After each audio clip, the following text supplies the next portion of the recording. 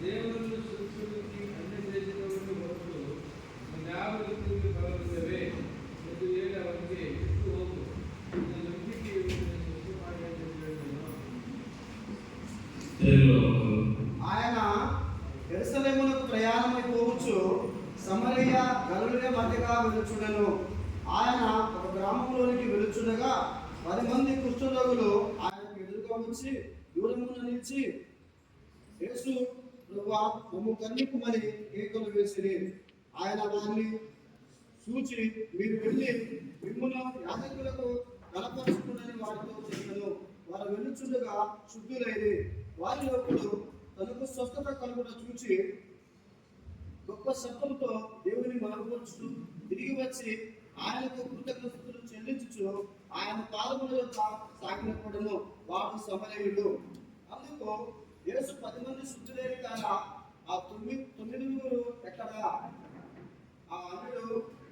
ఈ అన్యుడు తప్ప దేవుని మహిమపరచుటకు తిరిగి వచ్చిన వాడు ఎవడును అగపడలేదా అని చెప్పి, నీవు లేచి పొమ్ము, నీ విశ్వాసము నిన్ను స్వస్థపరచునని వారితో చెప్పాను.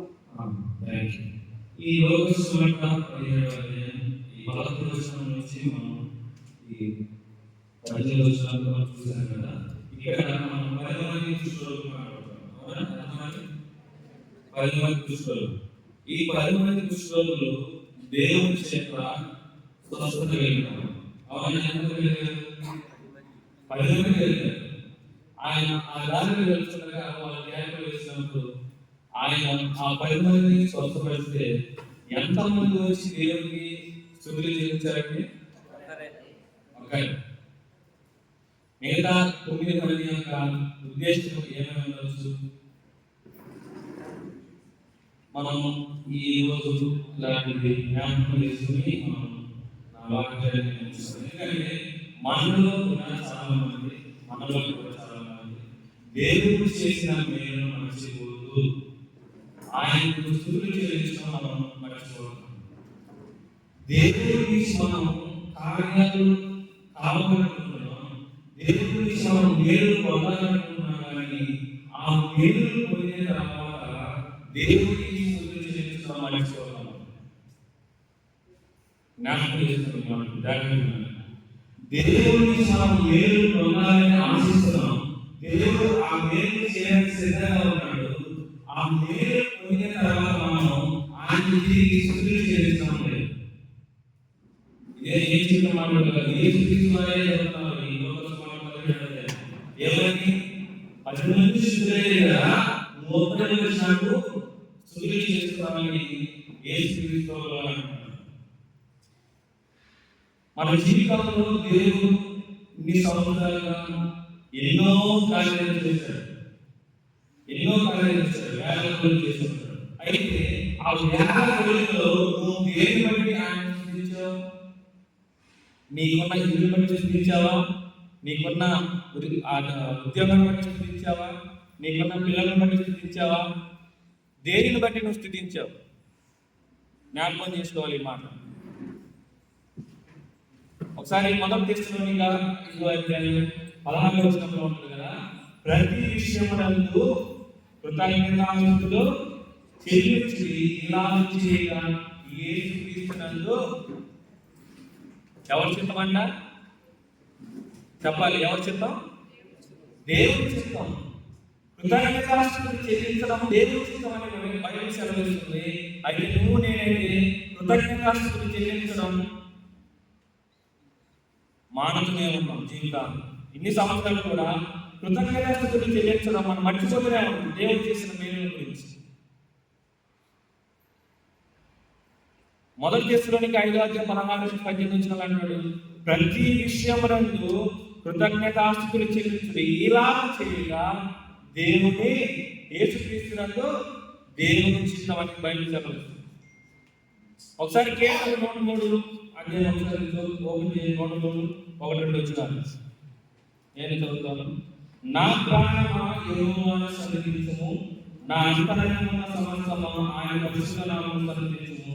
నా ప్రాణమా యెహోవాను సన్నిధించుము, ఆయన చేసిన ఉపకారములను దేనిని మరువకమంటున్నాడు. ఆయన మన జీవితాల్లో ఎన్నో ఉపకారాలు చేస్తున్నాడు. అయితే వాటినన్నిటిని మనం మరుస్తున్నామని బైబిల్ వాక్యం సెలవిస్తుంది. మన జీవితాల్లో ఎన్నో కార్యాలు చేశాడు. మన క్రైస్తవ జీవితం ఎలా ఉంటుందంటే, మనకి ఒక కారు ఉందనుకోండి, బైక్ ఉందనుకోండి, మన పక్కన కారు వెళ్తూ ఉంటాడు. వాడిని చూసి దేవా నాకు ఎప్పుడు ఇస్తావా కారు అడిగే వాళ్ళం తప్ప, సైకిల్ చూసి ప్రభా సైకిల్ కన్నా నాకు బైక్ ఇచ్చావని సంతోషపడే క్రైస్తవులు కాదు ఈరోజు. కాదంటారా? నిజమే. పక్కనున్న సైకిల్ చూసి ప్రభా నాకు బైక్ ఇచ్చింది వందలా అని చెప్పకుండా, పక్కనున్న కారుని చూసి ప్రభా నాకు ఎందుకు లేదని ప్రశ్నించే వాళ్ళు కూడా ఉన్నారు మీలో. జ్ఞాపకం చేసుకోవాలి ఈ మాటలు.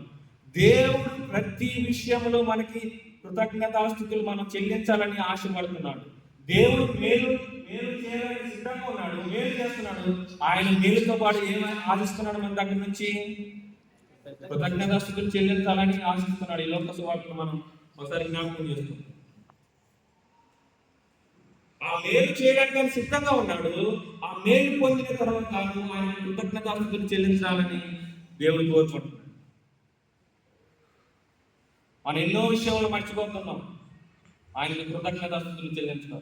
ఉదయాన్నే నైట్ అంతా మనం నిద్రపోతున్నాం, ఉదయాన్నే పడక మీద నుంచి చేస్తాం. ఒక చిన్న ప్రార్థన, ప్రభా రాత్రి అంతయు నన్ను కాపాడావు, మరొక నూతనమైన దినాన్ని ఇచ్చినందుకు నీకు వందనాలు. ఒక్క మాట ప్రార్థన చేయడం మనకు చేతలేదు. ఉదయాన్నే లేస్తాం, ఈ మొబైల్ ఉండేదాన్ని మొబైల్ చూసుకొని పక్కన పడేస్తాం. ఒక మాట చిన్న ప్రార్థన, నైట్ అంతా కాపాడినందుకు నీకు వందనాలు ప్రభు అని ఒక్క మాట ఆయన స్థుతించలేకపోతున్నాం ఈ రోజుల్లో. దేవుడి గురించి తెలుసు, ఆయన ప్రేమ గురించి తెలుసు, అయినా కూడా మనం దేవుని స్థుతించలేకుండా ఉన్నాము ఈ రోజుల్లో.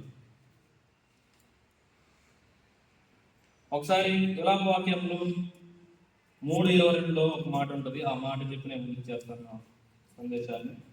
తులాభ వాక్యం 3:22 నేను చదువుతాను. యెహోవా కృపగలవాడు, ఆయన వాత్సల్యత ఎడతెగక నిలిచినది కనుక మనం నిర్మూలం కాకున్న వారు అనుదినము నూతనముగా ఆయనకు వాత్సల్యత పుట్టుచున్నాం.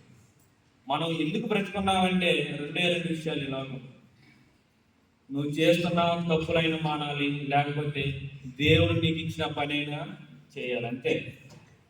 ఈ లోకంలో నువ్వు యేసుక్రీస్తును నమ్ముకొని ఆయన రక్తంతో కడగబడి ఈ లోకంలో ఉన్నావంటే, ఆయన సహవాసంలో నువ్వు పాల్గొన్నావంటే రెండే విషయాలు. నువ్వు చేస్తున్న తప్పులైన మానాలి, లేకపోతే ఆయన కోసం నువ్వు ఇంకా ఏమైనా చేయాలని ఉంటే ఆయన కోసం నువ్వు చేయాలి.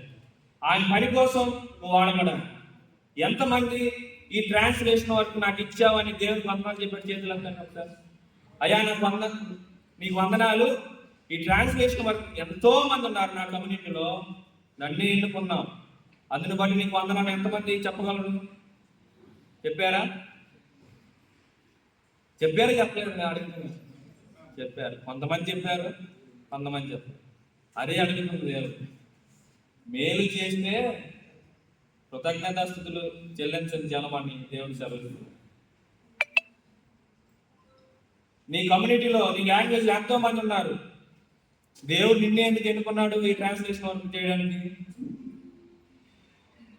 ఆయన ప్రణాళిక అంతే. అందుని బట్టి నువ్వు దేవుని స్తుతించావా లేదా? లేదు. ఇంకెంతగానో నేను చెప్పలేను. దయచేసి ఇక నుంచి అయినా ప్రతి విషయంలో దేవునికి కృతజ్ఞతాస్తుతులు చెల్లించడం నేర్చుకోవాలి. మనం ఇక్కడి నుంచి వెళ్ళే ముందైనా ప్రతిరోజు ప్రతి విషయంలో దేవునికి కృతజ్ఞతాస్తుతులు చెల్లించడం మనం నేర్చుకొని మన జీవితాలు మార్చుకుందాం. కళ్ళు మూసుకొని ప్రార్థించాలి. పరిశుద్ధ తండ్రి, ఇచ్చిన సమయాన్ని బట్టి మీకు వందనాలు. నిజంగా ప్రభావ మేము నిజంగా ఈ నుంచి మేలు ఆశిస్తున్నాం, కానీ ప్రభావ మీరు మేలు చేసిన తర్వాత ప్రభావ దాని ప్రతిగా మీకు కృతజ్ఞతాస్తుతులు చెల్లించలేక ఉన్నాను. దయతో నేను చేసిన తప్పులను క్షమించి నా తండ్రి